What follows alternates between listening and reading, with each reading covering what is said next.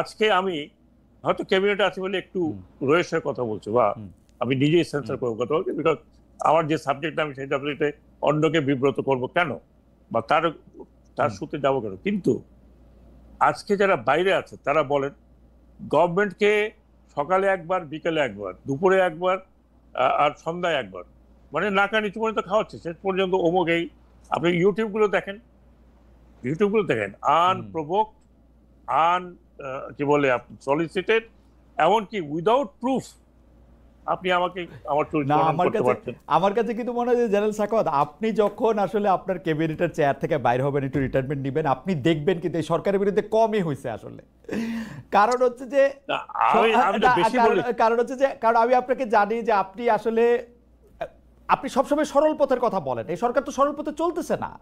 সরকারের 2টা সেকশন 4 রকমের কথা করছে। আমি আপনাদের দেখাইতে পারি যে যাই হোক, সেটা অনেক বড় আলোচনা, কমই হইতেছে। আর সরকার চলতেছে আসলে ইউটিউবের ইনফ্লুয়েন্সারদের কথাই, কিন্তু আসলে ইউটিউবের ইনফ্লুয়েন্সাররা সত্য হোক মিথ্যা হোক একটা কথা বলে এটা নিয়ে অ্যাক্ট করে, রিয়েক্ট করে, কি করে না করে সেটা আমি এখন এটা নিয়ে আমি বলতে চাই না। আমরা একটু প্রসঙ্গে আসি। ওইটা যদি আবার আরেকটা লাইন বলতেন, উপদেষ্টাদের মধ্যে কি নির্বাচন নিয়ে 2 ভাগ বা 3 ভাগ আছে? কেউ কেউ আছে যে ডক্টর ইউনূসকে নিয়ে থাইকা যেতে চান, ছাত্ররা একদল, আপনারা যারা হচ্ছে মানে আপনি যদিও সোলজার কিন্তু অনেক বেশি সুশীল সমাজ বা সিভিল সোসাইটি, অনেক বেশি শিক্ষক, তো আপনারা যারা আছেন, আপনি ডক্টর সালাউদ্দিন আহমেদ, তারপরে হচ্ছে ওয়াহিদুদ্দিন মাহমুদ, তারা একদল, আবার মাঝখানে সৈয়দা রিজওয়ানা হাসান, আসিফ নজরুল, তারা আবার আরেক দল, ওরকম ছাত্ররা একদল, ওরকম আলাদা আলাদা করে আছে। কিছু দল আছে আবার নিষ্ক্রিয়, ওরকম আছে কিনা, মানে যদি আপনি বলতেন একটু। এগুলো তো আপনার অবজারভেশন। না, এইটা বলা আছে, আমার না, এর একটা বক্তব্য আমার না। মানে কেউ কেউ বলতেছেন কি স্যার, দেখেন যে প্রফেসর আসিফ নজরুল, ডক্টর সৈয়দা রিজওয়ানা হাসান, জনাব আদিলুর রহমান খান, তারা সবাই এক ডিপার্টমেন্ট থেকে এসেছেন, ল ডিপার্টমেন্ট। তারা অল্প একটু ছোট বড়, তারা একটা গোষ্ঠী, অ্যাটর্নি জেনারেল সহ। আবার কেউ কেউ বলতেছেন যে আপনারা যারা একদমই সিভিল সোসাইটি থেকে আসছেন, কেউ কেউ আপনাদেরকে বলতেছেন যে আপনারা যেহেতু রাস্তায় আন্দোলন করেন নাই, সেহেতু আপনাদের গায়ে আসলে এই অভ্যুত্থানের আঁচটা লাগে নাই, সেজন্য আপনারা এক পক্ষ, ছাত্ররা আবার এক পক্ষ, ডক্টর ইউনূস কোনো পক্ষ না হইতে গিয়ান এক এক সময় এক এক পক্ষ, এরকম মনে হয়। যে এইটা নিয়ে যদি একটু বলতেন যে আসলে কি এরকম মতভিন্নতা আপনাদের মধ্যে আছে কিনা, বা ইলেকশন নিয়ে ওটা যদি একটু বলতেন। আচ্ছা, ঠিক।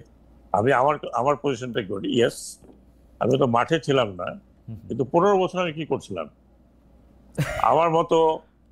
আপনি আপনি আপনি বলেন, আমার মতো মানে কনসিস্টেন্টলি কেউ কথা বলে গেছে না, কনসিস্টেন্টলি কেউ লিখে গেছে না, এবং সেগুলি সবই রেকর্ডেড,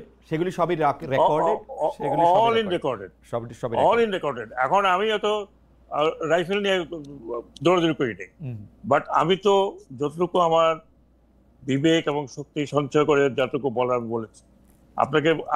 খালেদ, আপনি ভালো করে জানেন গতবার আপনি বলেছিলেন আমাকে তো অনেক টোপ দেওয়া হয়েছিল, অনেক, হ্যাঁ, আমি রিপিট করতে যাচ্ছি না। আর তারপরে আপনি চিন্তা করেন কোন পর্যায়ে গেলে আমি দাঁড়িয়ে বলেছিলাম যে সৈনিকরা তোমরা গুলি করবে না, তরুণ অফিসারদের বলছিলাম যে তোমরা কোনো অর্ডার দেবে না, because you are not part of it. আপনি এটা মানে অন রেকর্ড এবং কোর্টের মানে সংবাদ মাধ্যমে এটা আপনি বলছেন, এবং আপনার এই বলাকে অসংখ্য জায়গায় উদ্ধৃত করা হয়েছে, অসংখ্য জায়গায় ছড়ায় দেওয়া হয়েছে, এবং এটা বলা হয়েছে সময় না। সেগুলি প্রসঙ্গে আমি আসলে মানে না, আমি যেটা বলছি, আপনি বললেন যে আমি আমার কথা বলছি, আমি বাকিদের সাফাইতে গাইতে পারবো না। আসিফ নজরুল সাহেব, তারপরে রেজওয়ানা, সবাই সবার অবস্থান থেকে নিজ নিজ দায়িত্ব পালন করছেন, আসলে মনে হয় পালন করেছে ওই সময়। আমি তো আসিফ নজরুলকে ছাত্রদের সাথে দেখতে সবচেয়ে বেশি, রেজওয়ানাকে দেখেছি, আপাও সবচেয়ে বেশি ছিলেন, আদিলকে দেখেছি, আমরা আরো অনেক কয়েকজনকে দেখেছি। তারা তো আমার সাথে সাহসী ভূমিকা পালন করেছে, তাই না? আমি নয় একটা কোকুনের মধ্যে থেকে কথা বলেছি। অনেক সময় আমি জিজ্ঞেস করতাম যে আমি গ্রে লিস্ট নাকি হোয়াইট লিস্ট নাকি রেড লিস্ট। মাঝে মাঝে রেড লিস্টে চলে যেতাম, আবার কিছুক্ষণ পর শুনতাম না আপনি গ্রেতে চলে আসছেন। গ্রে মানে হ্যাঁ ঠিক আছে, আপনি ডাকলে ডাকতে পারেন, হ্যাঁ, আপনি নিজেও তো অ্যাঙ্কর ছিলেন যখন আমি অনেক ধরনের কথা বলেছি। এখন কথা হচ্ছে যে বাংলাদেশের ইতিহাস তো আসলে একটু এখন যেটা সুবিধা হয়েছে যে সবকিছু ডিজিটাল ফুটপ্রিন্ট অথবা প্রিন্টেড রয়ে গেছে, মানে কেউ চাইলে দেখতে পারবে, মানে আমারে আসলে সাক্ষ্য দিতে হবে না, কেউ একটু গুগল করলেও দেখতে পারবে, কেউ একটু গবেষণা করলেও দেখতে পারবে। তো সুতরাং কিন্তু আপনাদের মধ্যে মতভিন্নতা বা ওরকম গ্রুপ আছে কিনা, আপনাদের মধ্যে এরকম কেউ আছে কিনা, আপনি যদি হ্যাঁ বা নাতে জবাব দেন বিস্তারিত না বলে, তাইলেও আমি পারবো যে আপনাদের মধ্যে কেউ কি চান যে ডক্টর ইউনূসের নেতৃত্বে বা আপনারা বেশ কিছুদিন আসলে ক্ষমতায় থেকে যান, বা ডক্টর ইউনূস চলে যাক, ডক্টর সালাউদ্দিন আহমেদ এসে প্রধান উপদেষ্টা হোক, উনি এসে একটা নির্বাচন করুক 3 বছর পরে দেখ, এরকম কোনো একটা কিছু আছে কিনা? মানে যে গুজব আসছে সব বলে দিয়েছে এগুলো আমি ঠিকই, এগুলো গুজব আমিও শুনছি, আমি গুজব শুনি ঘরে বাইরে এটা ভাই, নট এট অল। আমি ঘরে আসলে শুনে আমি এক কান দিয়ে শুনি, আরেক কান দিয়ে বের করে দিই।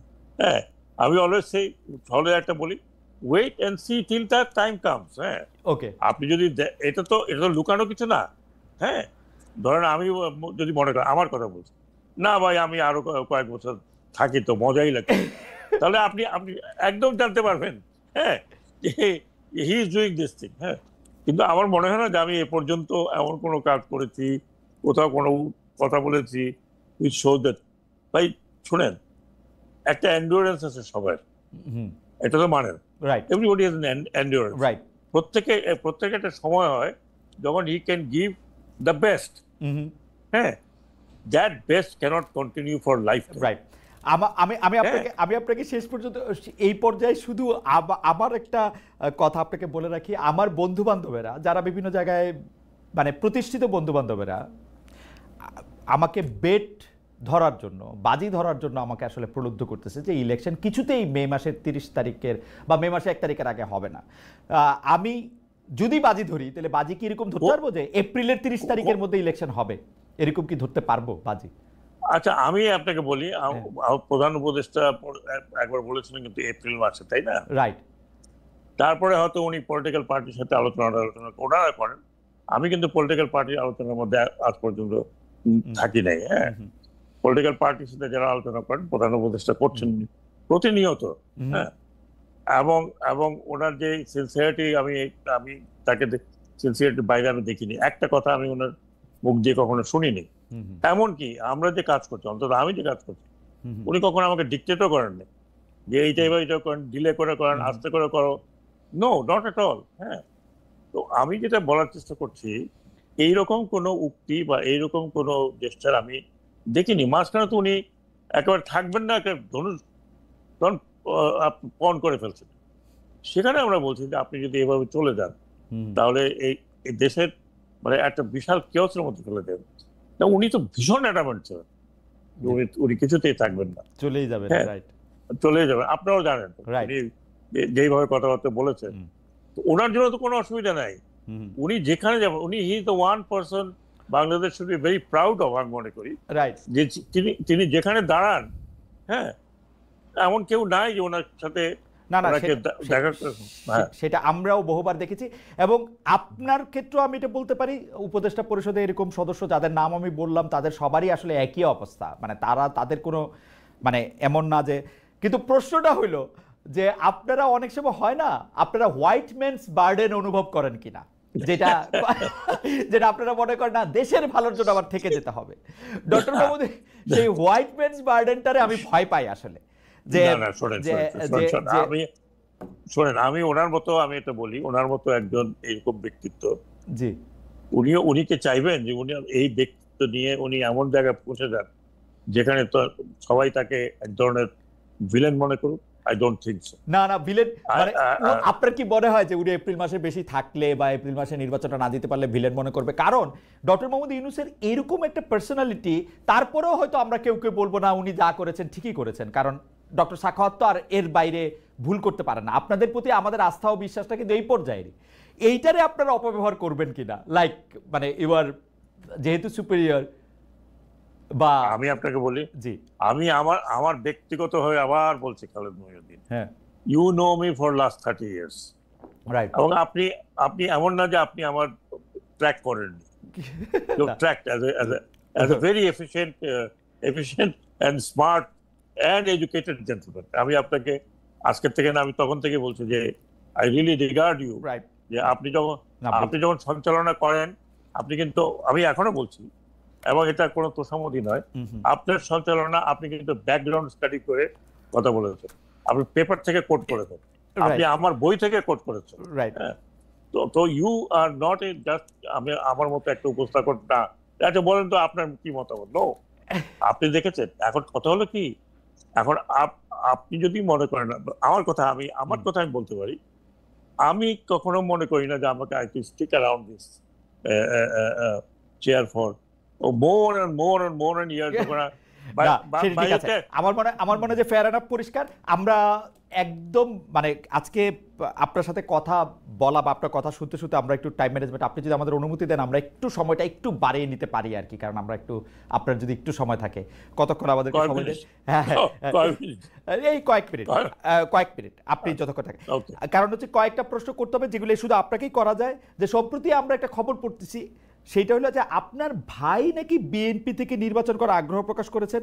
অনেকে বলছেন যে মানে আপনার ভাই জনাব হেমায়েত হোসেন সোহরাব সংসদ নির্বাচনে প্রার্থী হতে আগ্রহী। অনেকে বলছেন যে এটা হইলে আপনি কি আর লেভেল প্লেইং ফিল্ড করতে চাইবেন নাকি আপনি চাইবেন না? আপনি যদি এক নম্বর, প্রথম কথা হচ্ছে আমার ভাই ইজ অ্যান ইন্ডিভিজুয়াল, এবং সে বিএনপি যখন ছাত্র ছিল, সে ছাত্র দলে ছিল, জেলে গেছে, অনেক কিছু করেছে, পরে পারিবারিক কারণে সে অত অ্যাক্টিভ থাকে না। সে একটা ইন্ডিভিজুয়াল, সে যদি ইলেকশন করতে চায় আমি ঠেকাতে পারি? আর এমন কোনো কনস্টিটিউশন বা এমন কোনো আইন আছে যে আমি উপদেষ্টা থাকলে আমার ভাই বা আমার ব্রাদার বা আমার কাজিন বা আমার চাচা, আমার মামা পলিটিক্স করতে পারবে না বা ইলেকশন করতে পারবে না? সে ইলেকশন যদি, আমার কথা আমি শেষ করি, তার যদি ইচ্ছা প্রকাশ করে থাকে, পার্টি তাকে কি মানে উদাউট যাচাই করে তাকে একটা বিএনপির মতো একটা পার্টি কথা নাই বার্তা নিয়ে ডোমিনেশন দিয়ে দেবে? Is it possible? যে কেউ বলতে পারে যে আমি ইলেকশন করবো। না, নমিনেশন দিবে যদি তারা এই ইয়া পায় যে জেনারেল সাখাওয়াত ইলেকশনের সময় বিএনপির দিকে একটু সফট থাকবেন, তাইলে হয়তো নমিনেশন দিবে। না এটা না, এক কথা। 2 নম্বর কথা আমি বলি, government only helps election commission. Election কমিশনের দায়িত্ব হচ্ছে লেভেল প্লেইং ফিল্ড করা, নট মাইন। ওকে, আমি না, ইভেন হোম মিনিস্টার, হোমও না। যদি ইলেকশন কমিশন যদি প্রপারলি লেভেল প্লেইং ফিল্ড করতে পারে, তাহলে গভর্নমেন্ট ক্যানট ডু এনিথিং। আপনি ভালো করে জানেন। সেই ধরনের এখন ইলেকশন কমিশন যদি মনে করে ভাই গভর্নমেন্ট আমাকে করে দিবে তারপর আমি করবো, নো। অল আইন, যতগুলো আমরা আইন শক্ত করে তৈরি করেছি, everything goes with election commission. Everything goes with election commission. আমি অনেক রেফারেন্স দিতে পারি না, আমি তো এটার উপরে পিএইচডি করেছি, আপনি জানেন। অন্যান্য দেশের রেফারেন্স দিতে পারি। প্রধানমন্ত্রীকে পর্যন্ত জবাবদিহি করতে হয়েছে আপনার ইলেকশন কমিশন। না, প্রধানমন্ত্রীকে সবচেয়ে বেশি জবাবদিহি করা উচিত, কারণ প্রধানমন্ত্রী যেহেতু যত বড় চেয়ার তত বেশি জবাবদিহি করতে। ইলেকশন কমিশনে আপনি একটু দৃষ্টি আকর্ষণ করতেছি যে, কারণ আপনি হচ্ছে যে এটার জন্য একদম আদর্শ ব্যক্তিত্ব যিনি এটা জবাব দিতে পারেন। যার কারণ হচ্ছে 147টি দল নির্বাচন কমিশনে নিবন্ধিত হতে সম্প্রতি আবেদন করেছে। এর মধ্যে অনেক দলই নাম সর্বস্ব। সরকার বা সামরিক গোয়েন্দা সংস্থার পৃষ্ঠপোষকতা, মানে যাদেরকে আমরা আদর করে ডিজিএফআই বলে ডাকি, বিভিন্ন সময় বিতর্কিত ব্যক্তিরাও নতুন নতুন দলের নেতা হিসেবে আবির্ভূত হয়েছেন। সামরিক গোয়েন্দা সংস্থার পৃষ্ঠপোষকতা যে নতুন দল, এইটা কি গোয়েন্দা সংস্থা নিজে থেকে করতেছে নাকি তাদের সুপ্রিম বস অর্থাৎ সরকার প্রধানের ইশারা থেকে এটা আসছে? মানে ডিজিএফআই তো এখনো সরকার প্রধানের আন্ডারে, তাই না? ডিজিএফআই যদি এগুলি কোনো কিছু করে থাকে, আমরা কিন্তু এনসিপির একজন কেন্দ্রীয় নেতা বলেছেন আমরা যদি ডিজিএফআইয়ের একটু সাহায্য পেতাম তাহলে আমাদের অনেক ভালো হতো। আমরা বিভিন্ন রাজনৈতিক দলের মধ্যে আমরা দেখতেছি যে ডিজিএফআই একটা কথা। তাই ডিজিএফআইটাকে তো ইউনূস সাহেবই চালাচ্ছেন। এই নাম সর্বস্ব দলগুলি কি ইউনূস সাহেব করতে বলতেছেন, মানে যদি ডিজিএফআই এটার পিছনে? আচ্ছা, আমি আপনাকে একটা কথা বলি খালেদ, জি, আমাদের সময় কয়েকটা দল আসছিল না? আসছিল তখন এই যে আসছিল। আপনার মনে আছে লেট ভদ্রলোকের নাম ভুলে গেছি, সাইফুর রহমান সাহেব? না, একসময় বিএনপি ছিলেন ফেরদৌস আহমেদ কুরেশি সাহেব। জি, দলটা কি করতে পারছেন? না, পারে নাই। ওনার কোনো স্ট্যান্ডিং হয়েছিল না। এইরকম আমাদের সময় 38টা দল নিবন্ধিত হয়েছিল, তার মধ্যে 2-4টা আসছিল এরকম শুনেছি ব্যাকগ্রাউন্ডে, আমরা কিন্তু একদম স্ট্রিক্টলি তাদেরকে নিবন্ধন করাই নাই, মিনিমাম তাদের রিকোয়ারমেন্ট ছিল না। এখন আপনি মনে করেন যে 100 কতগুলো দল, আপনি কথা বললেন 147টা, 147, 147 দল যেই তৈরি করে থাকুক, তাকে যেই রেজিস্ট্রেশনের যে আইনটা আছে, ইলেকশন কমিশন যদি ওই আইনটাকে সঠিকভাবে দেখে, তাহলে আমি আপনাকে বলি আমার আন্দাজ যে ইউ উইল ফাইন্ড বহু দল মানে মানে এইসের নিবন্ধনের ধারে কাছে যেতে পারছে না। এক দ্বিতীয়ত ধরে নিলাম যে 75টা দল পার্টিসিপেট করছে, 300 আসন ধরে নিলাম। আমার স্টাডি আমি আপনাকে বলি, যে যত ব্যাকআপই করুক, হ্যাঁ, 4টা কি 5টা কি 6টা, হয়তো এখন তো 5টা দল হতে পারে, 5টা দলের বেশি সিট পাওয়ার মতো যোগ্য দল। আমি ষড়যন্ত্রের কথা বলি জেনারেল সাখাওয়াত, আপনারে বলা যায় ষড়যন্ত্রের কথা বলি। আপনারা ধরেন 75টা দল এরকম নিবন্ধিত করলেন, এর মধ্যে না আমরা আচ্ছা আপনি শেষ করে দিলাম বলি, আপনি শেষ করে দিলাম।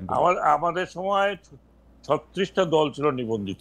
আচ্ছা সরি 38, তার মধ্যে একটা পার্টিসিপেট করে নাই। 37 দল। আপনি তার রেজাল্টটা দেখেন, 4টা দল, 5টা দলের বেশি 1% ভোট তো অনেকে পায়নি। আপনি দল করলে তো হবে না ভাই, আপনি বাংলাদেশের ভোটের দরকার নাই তো। আমি আপনার ষড়যন্ত্রটা বলি, বাজারে যেটা চলতেছে, হচ্ছে ডক্টর ইউনূস এবং ডক্টর সাখাওয়াত মিলে ডিজিএফআই কে ব্যবহার করে 50টা নতুন রাজনৈতিক দলকে নিবন্ধন দিবে। তারপরে যখন ইলেকশন দেওয়ার সময় আসবে, বিএনপিকে পাশ কাটায়, জামায়াতকে পাশ কাটায়, তারা বলবে 50টির বেশি দল এখন নির্বাচন চায় না, আমরা নির্বাচন কি করে দেই। এই জন্য এই ছোট ছোট নাম সর্বস্ব দলগুলি সৃষ্টি করা হয়েছে। আপনারা আমি এটা এই নতুন শুনলাম যে I have become that powerful, যে আমি দল খাড়া করতে পারি। হ্যাঁ আমি ভাই ডিজিএফআই দিয়ে সেটাই বললাম, আই এম দ্যাট পাওয়ারফুল যে ডিজিএফআই আমি বলবো, ডিজিএফআই ঝাঁপিয়ে পড়বে। হ্যাঁ, আমি কোথাকার কোন সোলজার কবে রিটায়ার করেছে, আজ থেকে কত বছর আগে, ডিজিএফআই তে যারা আছে তাদেরকে হার্ডলি আই নো। হ্যাঁ, আর তারা কেন আমার কথা কেন শুনতে হবে বলেন ভাই? আমি খুব আনন্দিত হলাম, আপনাকে কংগ্রেচুলেশন জানাচ্ছি যে আমাকে এত লার্জার দেন লাইফ মনে করলেন। এই জন্য আমি ভাই আপনাকে মিষ্টি ধরেন না, কারণ হচ্ছে আমি কারণটা বললে আপনি বুঝবেন। কিছু কিছু ক্ষেত্রে আমার ধারণা, কারণ ক্যাবিনেট দেখে আমি বুঝতে পারি কিছু কিছু ক্ষেত্রে ডক্টর ইউনূস আপনার পরামর্শ নিয়ে থাকেন বা আপনার ম্যাপিংটা উনি শ্রদ্ধা করেন। সুতরাং আপনি যদি এরকম চান যে চিফ অ্যাডভাইজার, আপনি যদি মনে করেন আপনি ইলেকশনে রিলে করতে চান, this could B a way, আপনি ডিজিএফআই কে বলেন যে 50টা দল করুক, যে দলগুলি পরে ইলেকশন করবে না, এটা হইতে পারে আর কি। শোনেন আমি আবার বলছি, I am very very elated today. আমার একটা নতুন পরিচয় করে দিলেন আপনি।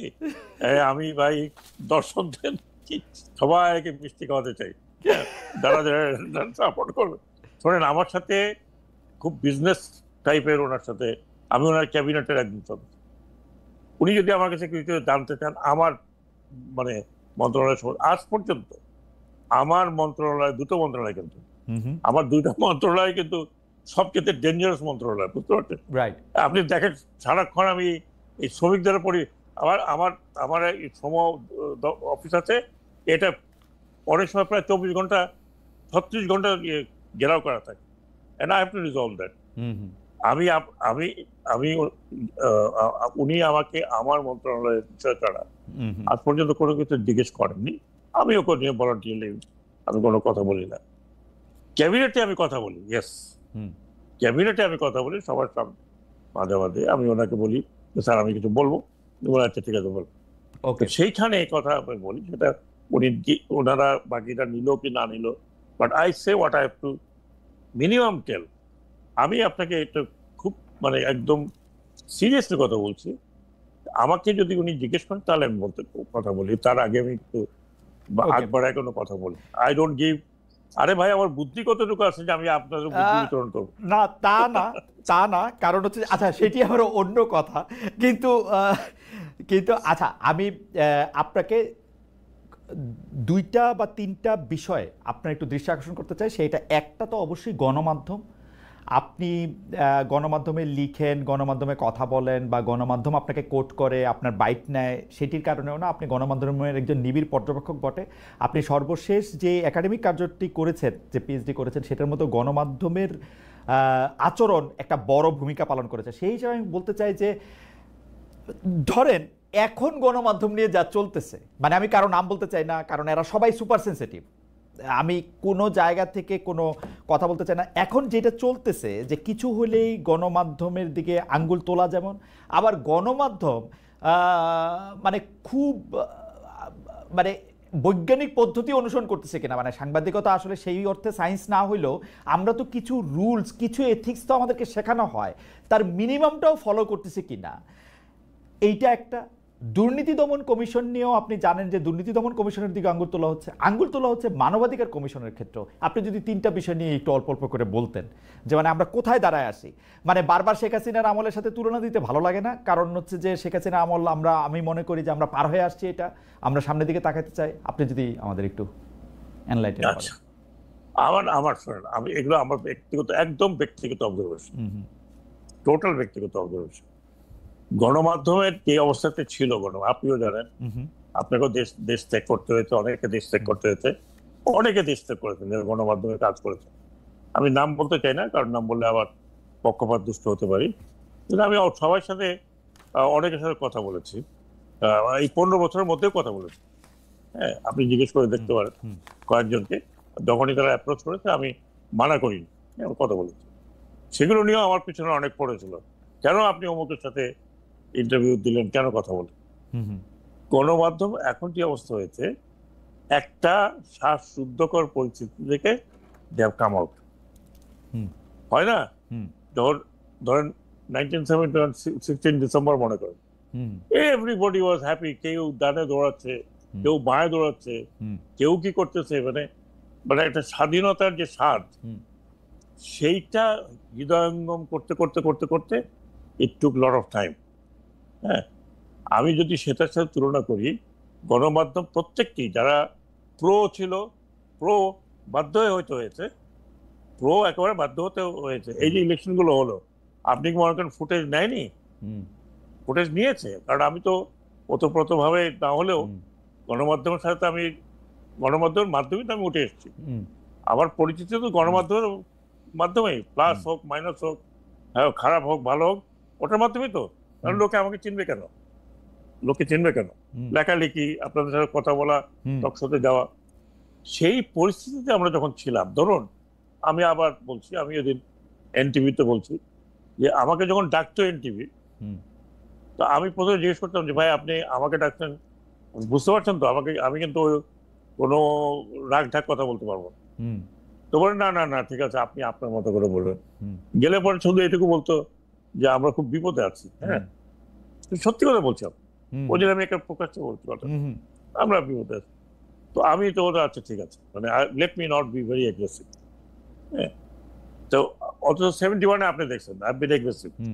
হ্যাঁ, 5 জন 6 জন 7 জন সবাই আমার উপর ঝাঁপায় পড়তে একরকম। হ্যাঁ, কোনো কিছু বললেই শেষ পর্যন্ত সঞ্চালক ছিলেন, আচ্ছা আপনার সাথে এটা নিয়ে আমরা 1-to-1 কথা বলবো, তারপর আর 1-to-1 কোনো কথা হয়। আমি যেটা বলছি যে ওই সময় যে পরিস্থিতিটা ছিল, সেখান থেকে গণমাধ্যম এখন এক ধরনের বিশাল স্বাধীনতা পেয়েছে। এখন তো তাকে কেউ ভয় দেখাচ্ছে না, এই এটা করে দেবো, এইটা করবো, এটা করবো। সিরিয়াসলি বলতেছেন গণমাধ্যমকে কেউ ভয় দেখাচ্ছে না? আমি কিন্তু এটা বলে নিতেছি যে গণমাধ্যম মিনিমাম কোনো সময় মিনিমাম এথিক্স মানতে তারা ব্যর্থতার পরে দিচ্ছে, কিন্তু গণমাধ্যমকে কেউ ভয় দেখাচ্ছে না, মানে আপনি এটি বলবেন? না না না না, আমি একটা বলি, আই হ্যাভ নো আইডিয়া। অ্যাপিয়ারেন্টলি আমি এখন দেখছি আপনি ইউটিউব, তারপরে ফেসবুক, তারপরে মানে বক্তব্য যেগুলো ছাপা হচ্ছে বিভিন্ন পত্রিকা তো আপনি খালি 4-5টা বড় পত্রিকা দেখলে হবে না, আপনি কত যে পত্রিকা বাংলাদেশে, মানে আপনি উঠাইলে কালকে দেখবেন যে ওই অমুকে পদত্যাগ করিয়া বাড়ি চলিয়ে গেছে। হ্যাঁ, অথচ সে দিব্যি কাজ করতেছে। হ্যাঁ, আচ্ছা অমুককে ধরে নিয়ে গেছে। এই যে কথাগুলো বেরোয়, চরিত্র হননগুলো হচ্ছে, এটা নিয়ে কেউ কারো পিছনে পড়েছে এ পর্যন্ত? না ডক্টর হোসেন আমি একটা বলি, গণমাধ্যম কতটা স্বাধীন সেটা দেখার আমার একটা লিটমাস টেস্ট আছে। সেইটা হচ্ছে রাষ্ট্রীয় গণমাধ্যম বা সরকারি গণমাধ্যমগুলি আসলে কি করে, বিটিভি কি করে, রেডিও কি করে। আমি সত্যি সত্যি রেডিওর খবর আর বিটিভির খবর শুনে দিন হয়রান হয়ে গেলাম। প্রধান উপদেষ্টার খবর আর প্রধান উপদেষ্টার মুখ্য সচিবটা কি, তাদের খবর ছাড়া কোনো খবর নাই। আপনারে আমি বলি, বাসস আগেও বাসস ছিল, এখন যে কি পরিমাণ বাসস হয়েছে সেইটা আমি আপনার একটা ছোট্ট উদাহরণ দেই। বর্তমান সরকার যেহেতু আপনারা রাষ্ট্রপতিকে দেখতে পারেন না, তারা রাষ্ট্রপতির খবরও দেয় না। শোনেন, আমি আপনাকে একটা কথা বলি, আমি নিজেও আশ্চর্য হয়ে যাই। হ্যাঁ, কারণ তখন আমি ধরে নেই যে এদের ভাই অভ্যাস হয়ে গেছে। হ্যাঁ, না না না, আপনারা যত মুখে বলেন আমি বিশ্বাস করি না। আপনারা নিশ্চয়ই আড়ালে ভয় দেখান, নাইলে সাংবাদিকরা এমন করবে কেন? বিটিভির সাংবাদিকদের মধ্যে আমি জেনে বলতেছি যে বিটিভিতে যে নিউজ সেকশনের যিনি দায়িত্বে আছেন তিনি কিন্তু নিউজ অনেক ভালো বোঝেন। আমি কিন্তু তার যে নিউজের যে রানডাউন, সেই রানডাউন দেখে আমি বুঝি ভয় না দেখাইলে এই নিউজ দেখানো সম্ভব না। আমার মনে ভয় না, অসম্ভব ভয় না। উনি ভাবছেন না আমি সরকারি চাকরি করি, হ্যাঁ, আমার সরকারি চাকরি বিধি আমার উপরে লাগু করে। এখন বিটিভিকে আজকে আপনি প্রাইভেট করে দেন, কর্পোরেট করে দেন, বিবিসির মতো। হ্যাঁ হ্যাঁ, ব্রিটিশ ব্রডকাস্টিং কর্পোরেশন, হ্যাঁ, আপনি করে দেন কর্পোরেশন। বিবিসি তো মাঝে মধ্যে বলে যে আমাদের এই বিষয়টা আমরা তা বলে কিন্তু বিবিসিটা হচ্ছে না পারতে বলে। আর এটা দুর্নীতি দমন কমিশনের ক্ষেত্রে আপনি দেখেন, দুর্নীতি দমন কমিশনের ক্ষেত্রে আঙ্গুল তোলা শুরু হয়েছিল প্রথমে এনসিপি নেতৃবৃন্দ এটা থেকে আঙ্গুল তুলতে শুরু করছে। তারপরে আমি বলতেছি না দুর্নীতি দমন কমিশন কাকরাইল মসজিদের ইমাম, তাদেরও ঝামেলা আছে, কিন্তু ঘটনা হইতেছে হচ্ছে যে এরপরে আমরা দেখা গেল যে দুর্নীতি দমন কমিশনকে একটা চিঠি দেওয়া হইতেছে, প্রধান উপদেষ্টার বিশেষ সহকারী চিঠি দিতেছে যে আপনারা এটা নিয়ে আর কথা বললেন না, চুপচাপ থাকেন। এই আপনি এটা কিভাবে দেখেন? আসলে আপনার কাছে আমার জানতে ইচ্ছা করে যে মানে এটা কিরকম। আমি পেপারে দেখেছি, এখন এটার জবাব তো উনি দিতে পারবেন কেন দিলেন দুদককে, আর দুদক জবাব দিতে পারবে। আমরা আবার শুনছি যে দুদকের চেয়ারম্যানকে ডাইকা নাকি আপনারা ধমকাইছেন যে এই চিঠি কেমনে বাইরে গেল। না না, আপনারা বলতে কে? প্রধান উপদেষ্টা। তাহলে তো আমি ওনার জবাব দিতে পারবো? আপনি যে আমাকে এই প্রশ্নটা করছেন, আমি কি ওনার হয়ে জবাব দিতে পারবো? মানে আমার প্রবলেমটা কি আমি দেখেন যে আমাদের সাংবাদিকদের, মানে আমরা তো আসলে মানে এই জায়গাটাতে মাননীয় প্রধান উপদেষ্টাকে পাইতেছি না তাকে জিজ্ঞেস করার জন্য, সেজন্য হয়তো আপনার কথা বিশেষ করে প্রধান উপদেষ্টা বিদেশে ছাড়া আর কাউকে তো মানে আর কারোর সামনে তো প্রশ্নের সম্মুখীন তার হইতেছেন না ইদানিং। আমি যে একটা বিরাট ইন্টারভিউ দিলেন যে আমাদের কবির সাহেবের সাথে, হ্যাঁ নুরুল কবির ভাইকে দিয়েছেন, নুরুল কবির ভাই। আর আপনি জানেন নুরুল কবির ওরকম মানে আমার আপনার মতো চেপে চেপে কথা বলেন না। না না, উনি ধরে ধরেই কথা বলছেন, সুন্দর কথা বলছেন, ইন্টারভিউটা সুন্দর হয়েছে। আচ্ছা, শেষ আপনি দেখেন মানে এই প্রশ্নটা শেষ, আমার এরপরে আর একটা মাত্র প্রশ্ন আছে যে মানবাধিকার কমিশন, আপনারা এতগুলি মানবাধিকারের চ্যাম্পিয়ন এখানে, তারপরও এতগুলি মানবাধিকার হরণের ঘটনা ঘটছে। মানে আমি যদি মানবাধিকার বলি, মানুষের বিচার চাওয়ার অধিকার, মানুষের বিচার পাওয়ার অধিকার, সে যদি অপরাধীও হয় তার আত্মসম্মানের অধিকার, এই সবগুলি জায়গাতে তো আসলে এই সরকার এমন একটা জায়গায় নিয়ে যেতেছে, কখনো কখনো আমার কাছে মনে হয় যে মানে মানে এটা এরকম কি ঠিক হয়েছিল? কেউ কেউ আমার প্রশ্ন করে তাহলে কি হাসিনা ভালো ছিল? আমি বলছি না, আমি বলি যে না, হাসিনা ভালো ছিল না, কোনোভাবেই ভালো ছিল না। কিন্তু হাসিনা ভালো ছিল না বইলা আমার আরো খারাপের মধ্যে যাইতে হবে, বা ওই একই খারাপের মধ্যে যাইতে হবে? এটা কি মানে এত অলক্ষী কেন আমার কপালে? আমি মানব অধিকারে কে আছে তাও জানি না, বিশ্বাস করেন।